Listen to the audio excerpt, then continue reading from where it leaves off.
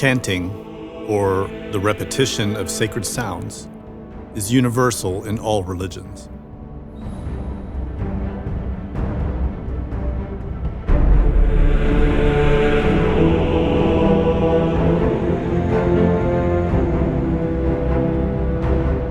I, Osiris, brought my own name into my mouth as a word of power, and I forthwith came into being. Prajapati desired to speak. With his mouth, he created the gods. This is the beginning of the ancient world, the potential and source for everything done. And God said, "Let there be light," and there was light.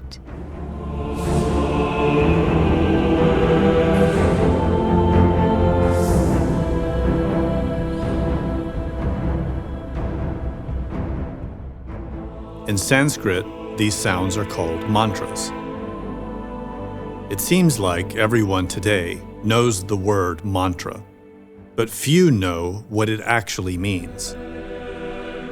And there are more and more people who are trying to use mantras, but when they don't get any results, they give up. They do not understand how mantras work. Nature is ruled by cause and effect. If you want a certain result, you need to understand how to produce the cause that creates it. Mantras are simply focused sounds that produce particular effects. But to produce the effect, the sound has to be focused in the right way, and it needs energy to drive it. Let's talk about the primary factors to successfully use mantras.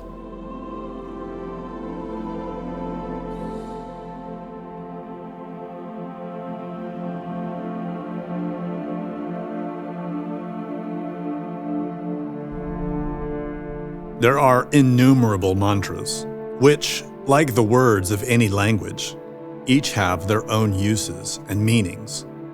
There are mantras to calm the mind, open the heart, heal illness, and even to acquire information. The word mantra literally means mind protection, which indicates their main purpose, spiritual defense. There is a universal language of life spoken only by angels, archangels, seraphim. All the mantras known among the occultists are just syllables, letters, and isolated words of the language of the light.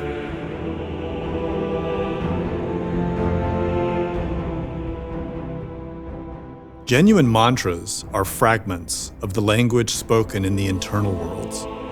Each mantra has meanings in the internal worlds. Those who invent their own mantras or combine them on a whim are like children inventing their own language. They will speak nonsense that conveys no meaning.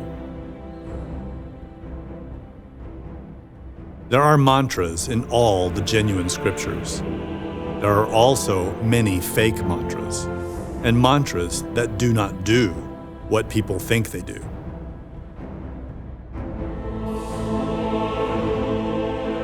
Carefully choose where you learn mantras. We recommend that you rely only on proven, genuine traditions and teachers, like Jesus, Krishna, Buddha.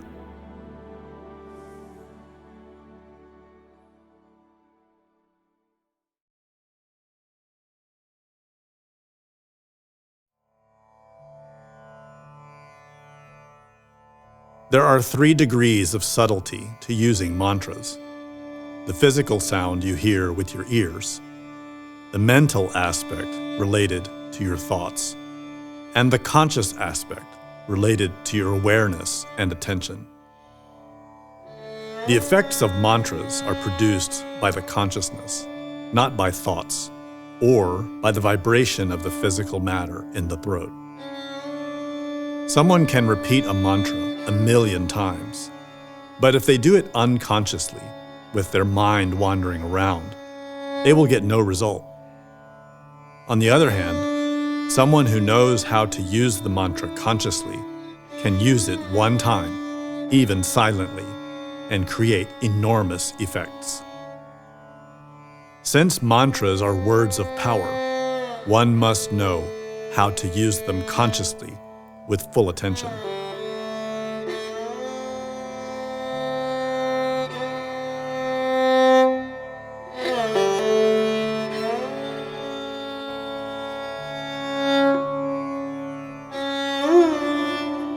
No language on earth accurately conveys the original sounds of the mantras. The oldest languages, like Chinese and Sanskrit, come the closest, but even they only retain a fraction of the sounds made in the language of light. Therefore, while we should endeavor to pronounce them as accurately as possible, the main thing is to pronounce them consciously.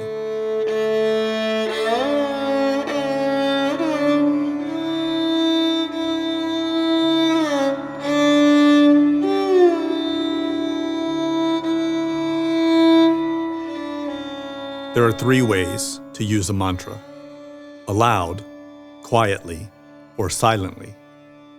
Of course, each must be used consciously with full attention. The fruits of whispered japa are 1,000 times more powerful than the verbal japa, and the fruits of the silent mental japa are hundreds of thousands of times more powerful than the verbal japa. Mental japa can even be kept up while at work. Mantras used silently are hundreds of thousands of times more powerful than mantras used aloud. They also require more attention and concentration, which is why beginners start with using mantras aloud.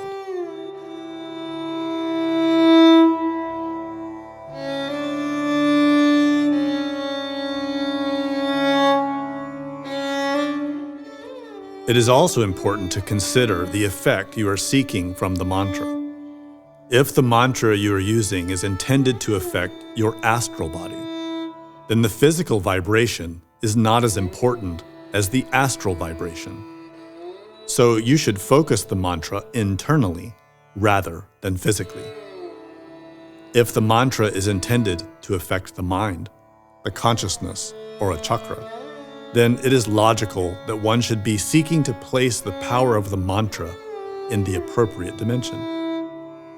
If you are using a mantra hoping to leave your physical body, then one should not be focused on physical sounds, sensations, or the body itself. Thus, those who use mantras aloud, while focusing only on the sounds in the physical world, may not reach the goal they seek.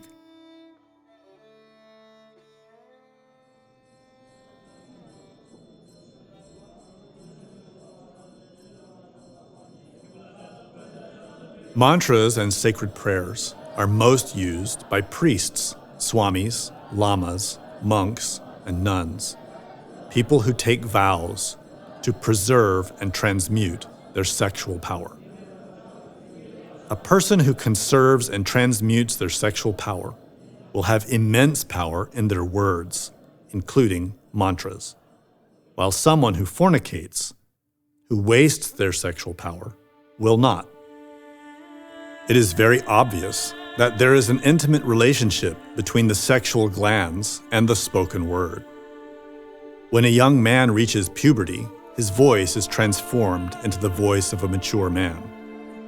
That transformation is due to the hormone-releasing activity of his sexual glands. Therefore, the relationship between the sexual glands and the throat is incontrovertible. This is why those who preserve their sexual power have power in their words to say prayers, mantras, and conduct rituals. The one who wants to have the power to utilize mantras must preserve and transmute their sexual power. Sexual power creates, whether physically or spiritually. When it is preserved and directed intelligently through words of power, that energy becomes the power of the prophet, saint, or master. It can heal, reveal secrets, and open spiritual doors. In a great master, it produces true miracles. We have great power in our words, especially when we transmute our sexual power. Use your words with wisdom, and you can change the world.